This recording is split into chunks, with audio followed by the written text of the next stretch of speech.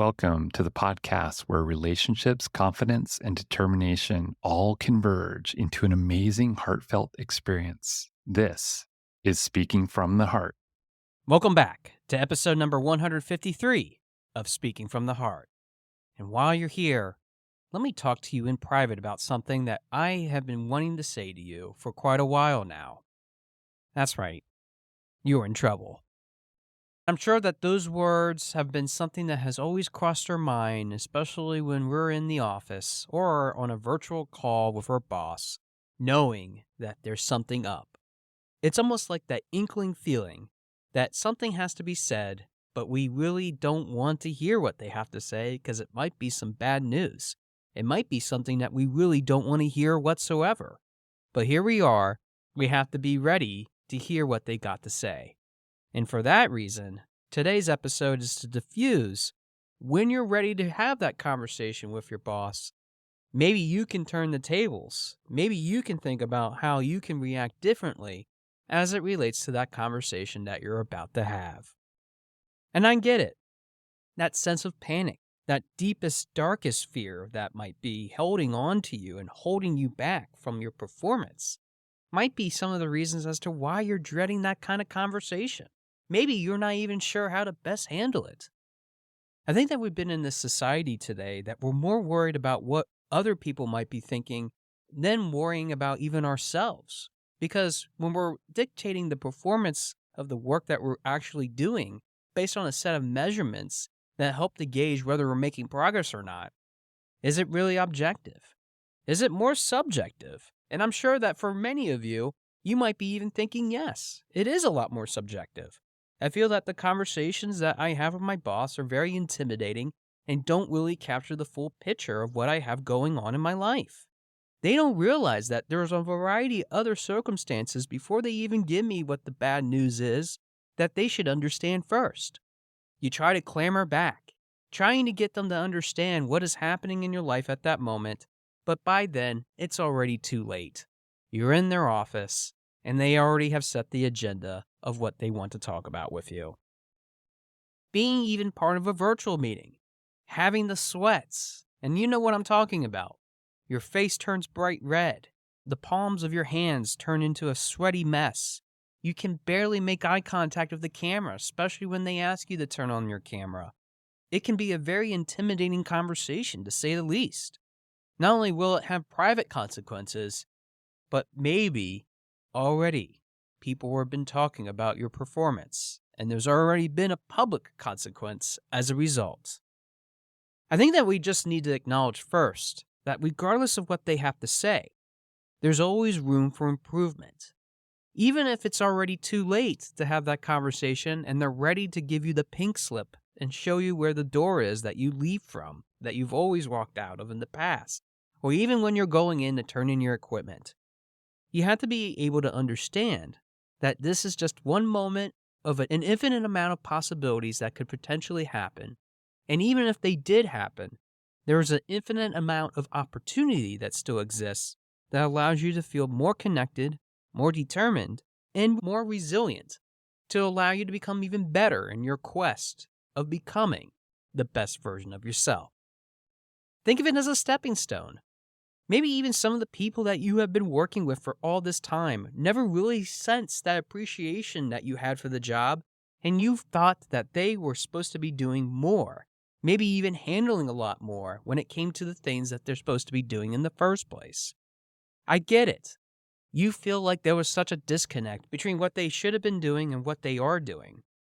But yet, we know they should have been doing a lot more, and they never took the time to do that. I think that we have to think about this conversation in a lot of different ways. Not only looking at it from the perspective of what your boss has to say, but we also have to look at it from the way in which you might be viewing it too. So let's talk about both of those aspects and run through the checklist of potential possibilities. First off, going into the room, from your perspective, the meeting should be like any other. Pay no mind to the fact that maybe it might be about something completely different. Your boss might have called you in for something that they wanted to talk about that came up with a project, maybe a customer, maybe even some other type of circumstance that you weren't even thinking about. It's all about perspective at the end of the day, and it might not have been about what they were going to talk to you about in the first place. This is why they summoned you. They wanted to just hear an update. They got some inquiries and they wanted to be prepared for what they potentially might have happening. So that might be one possibility. Maybe the direct opposite of being given a bad review is that you get promoted. You get a great review. And when that review comes, you're ecstatic. It was probably something that you never even thought was going to happen. And that's okay too. As a matter of fact, that might be even a boost for your self-confidence. Maybe even overcoming some of those fears and objections that you've been telling yourself for so long, but now realize that you've been doing some amazing things. You've been creating some awesome opportunities, and now you're being rewarded for it. But maybe it is the conversation that we've been talking about all along. Maybe it is a very tough conversation in which you have to be prepared, and you can easily sense it from your boss's cues. It might be even some of the body language that they're using, which might be atypical than usual, or maybe even some of the ways in which they're wording certain phrases or sentences, because they have obviously been prepped by their HR or from other influences to get them to where they are at today with you. It doesn't mean that you dismiss them right away or even change your position. You start to understand a little bit about what they got going on, but pay no mind to the fact that you should be also self-aware of what they might be going through. It's not an easy conversation for them either, and as somebody that has given other employees bad reviews that haven't been very rosy in color, I know that even for me, as a human being, I don't like giving anybody bad news. It's not my job to ruin my employees' day. I want them to feel like they can come to work safe, satisfied, and being able to do their job in an optimal level. But that's the key. That's why we're having this conversation, is that optimally, they're not doing very well, and they need to be able to understand what are ways in which we can improve. So listen for those cues, especially as your employee, on ways in which you're able to create that context. Listen to some of the things of, I think that you can improve in the following ways. Or it could sound something like, I know that you've been doing it this way, but what if we did it this way instead? Can that yield different results for you? Because for me, that would help us to get to where we need to be with this project, this customer, or whatever other circumstance that you might be facing in your job. These are some of the basic cues that even will help you getting through that conversation. And more importantly, it shows that when you're attentive and even repeating back to your boss, what are some of the things that you're going to be doing, that you're going to be back on the right track.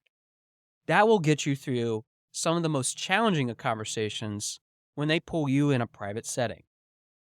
Now let's talk about this from the other side, because I know for some of you, you are bosses yourself. So what are some of the things that you should be looking at with your employee, and how can you manage this expectation of this conversation even better? One of the things that are really important as a boss is to know what you're actually talking about. And I know that this can be very vague and very circumstantial, but I have seen bosses go into reviews telling people what they should be doing, but they don't give any substance as to examples that they have done or even action steps that would help them get to the right direction. Whether it's with a training or whether it's with something else that they should be overall working on, they need to get some concrete information. So your responsibility as a boss, especially when you're having that tough conversation about performance with an employee, is to make sure that you point out these areas. It's so important to list those things out, because if you don't do that, it won't correct itself. Your employee will leave just as confused, possibly even more frustrated and upset that they were called into a meeting about their performance in which there's no actionable steps to choose from. Keeping that perspective in mind, pay attention to how you even use your body language, how you use your hand gestures, your eye contact. If you're fidgeting in your seat, if you look like you're not caring about what the circumstances are for that employee, they won't care about you either. Too often of times, I have seen employees reciprocate my own body language because they are afraid of what I have to say, knowing that I control the power of whether they stay in this position or not. Regardless of what you might think with your manager or even HR, who do have some influence over that decision, you have to understand that as a supervisor, you have to learn how to have that engagement with your employee, not only to set the tone and direction, knowing that it's a very serious meeting, but at the same time, showing that you care about what that employee's overall outcome will be as a result of this meeting. It's essentially a two-way street. With you in charge of this, not only are you responsible for your own actions, but you're responsible for the outcome of how that employee will be able to succeed. And oftentimes I've seen this where bosses don't follow up, they don't have any performance improvement plan, or PIP for short, and they're left to their own devices to figure out how to make this employee be better. Outside of the nonverbal and even the verbal things that you say, it's really important to make sure that you as a boss create a safe environment. For many episodes early in this podcast, we talked about crucial conversations. Being able to understand that you need to create that space of safety allows them to not rise to verbal violence, that person that you're having that conversation with, but you're also not letting silence dictate how that conversation will go overall.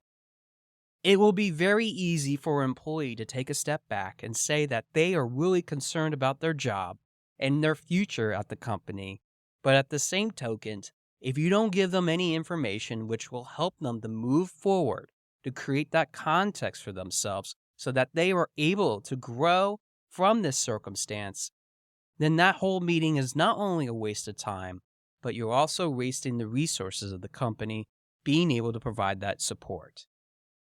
Now, for all kinds of other circumstances, even if you're a small business owner that doesn't have that kind of staffing support, or even somebody else that might be a very small business in itself, not having these kinds of tools available, these pieces of advice can apply to you from a bigger context. Being able to share some of the results of other things that have happened, as long as you're not violating confidentiality, HIPAA laws, or any other sort of circumstances, can help you to get through this challenging time. Being able to work with a coach can even help you with refining your goals and being able to pinpoint where some of that fault might have occurred and to come up with a strategy that you can be held accountable to get to that other side of that objective, which is to improve your performance. It doesn't have to be an intimidating conversation. The vast expanse, whether it's in a physical area where there's a large conference room table, or even staring point blank at the camera that you're at, make the place inviting. Make it a safe place in which this free flow of information on both sides can occur. But it's also the responsibility of both the employee and the boss to make sure that these fears, these things that we have to talk about, do not overplay or overshadow what might be ultimately happening. It might be something cultural, it might be something else that might be creating that problem in the first place. I know for many of us, we're afraid or intimidated of what kinds of constructive advice that we can receive. Maybe we are already thinking that we're doing a good job, but then someone says that we're not, can be quite a shock. Or if we're not doing good enough, and we know that that advice is going to be coming very soon, and I use advice loosely in this scenario, it's still okay to also process that in a more healthy manner, figuring out what are some ways in which we can do better so that we are able to understand that maybe this is a time in which we can ask pointed questions, solicit advice because we have our boss's time, and to be able to exchange questions that might need to be followed up afterwards. For both sides, though, I have to tell you, having an action plan, especially after all this is said and done, will help both parties get back on track and won't be fearful of what they have to say to you in private. I have to be remiss before we wrap up this episode to address the fact that there will be people that will talk about you, but they have no information whatsoever other than what is actually said in that meeting room, which they're not even entitled to. So the next time that someone tells you that they heard this about you, you don't have to listen to it.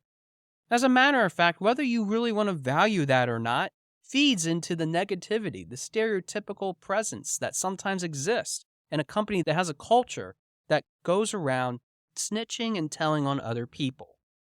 You don't have to stoop to that level. It's all about understanding that there's balance. And whether that balance is whether you want to share that information or not is totally up to you. But I know for a fact that bosses sometimes are not very conscientious about privacy, and I've seen that also play out in the workplace. So for my bosses, even if you think that nothing will be said if you tell somebody else that isn't supposed to know this information, they will find out. Being guarded is something that we oftentimes think that we have to keep to ourselves and not try to work through all kinds of situations that might be coming up.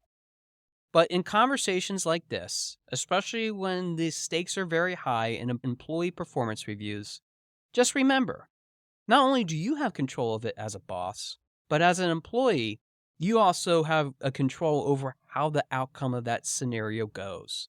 So remember, even if you think that you're not doing well, or even if you think that you're doing great, the tables can be turned in either direction. Figuring out the best way in which you can keep on growing, but staying determined, connected, and resilient through all these things, and keeping an open mind and perspective about how you can become the best version of yourself means that receiving that kind of feedback, whether it's true or not, will allow you to make the best decision. Sometimes that decision might even mean leaving the company to find something that is really up your alley. And that's okay to do too. I think that in today's world, there is a wide expanse of opportunity, but at the same time, respect and relationship building should be really on the top of your radar, whether you are a boss, whether you are an employee. Regardless of what side that you see it from, just know this. We're all human. We all make mistakes. We all have entitlement to what we think we should be doing to become even better. But when they have something to say to you, take some time to listen to it, even if it is in private. It might be something that will help you, not only in growing in those relationships, confidence, or determination, not only will it help you become the best version of yourself, but it might unlock something in you that you never thought possible in a very positive, meaningful way for your future and beyond. Thanks for listening to episode number 153 of Speaking from the Heart, and I look forward to hearing from your heart very soon. Thanks for listening. For more information about our podcast and future shows, search for Speaking from the Heart to subscribe and be notified wherever you listen to your podcasts. Visit us at www.yourspeakingvoice.biz for more information about potential services that can help you create the best version of yourself. See you next time.